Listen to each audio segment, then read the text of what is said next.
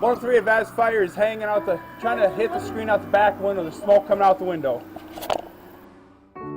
It wasn't my regular day off. I had actually taken the day off for an appointment. And I went home, was just changing, getting ready to go, and I could just hear a lot of commotion upstairs. So I went to go see what was going on, and my living room was full of smoke.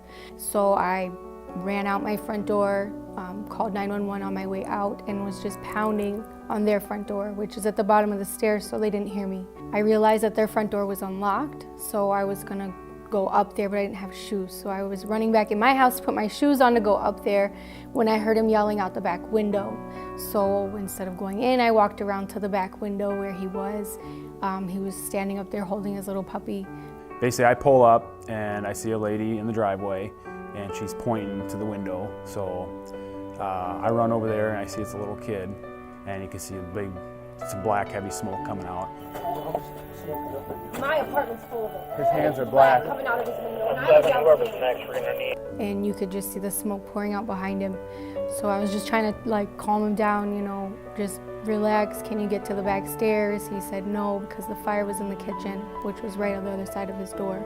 So I just told him, you know, can you push the screen out? Just, you know, keep pushing on it, find something to push it out with. And Push it hard.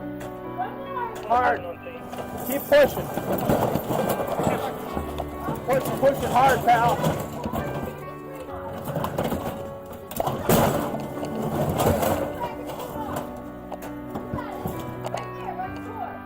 Push.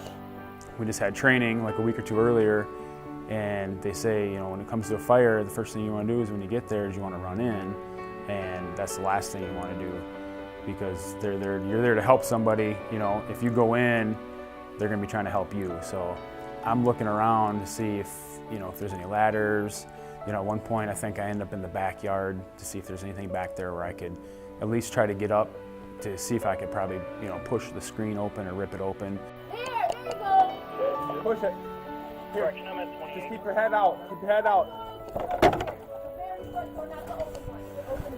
Yeah. See if there's any ladders or anything. the fire truck showed up right before he jumped out the window, but they couldn't get a ladder to get up there because nobody had one, like just a loose one. So I tried to tell him to put the dog down so he could push the window open. And hey, push it hard, bud. Push it hard, push it hard. You almost got it. Push, push, push. Push it hard. Hard. He finally got the screen off, and at that point, it kind of let the smoke go off to the side. So he got to the side of the window. He could get some fresh air. He kind of like dangled the dog out first and dropped him, and then he kind of dangled himself down. Just drop, just hang him out and drop him. Come on, bud. There you go.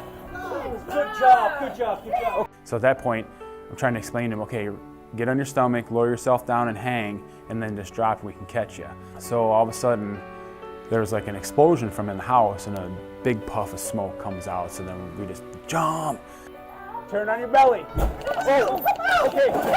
Drop, just drop. At that point, he jumps and his mom's right next to me, and basically, his body hit both of us, and we basically we braced his fall so he wouldn't hit the concrete. He did really good. Like, he didn't get hurt. They caught him, and they took him in for smoke inhalation because he was up there for a few minutes in it. But there was a reason why I was working that day.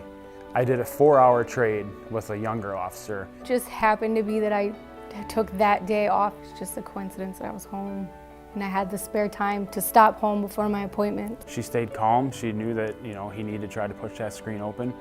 She had enough sense to call 911. Her actions definitely saved that kid's life, more than ours.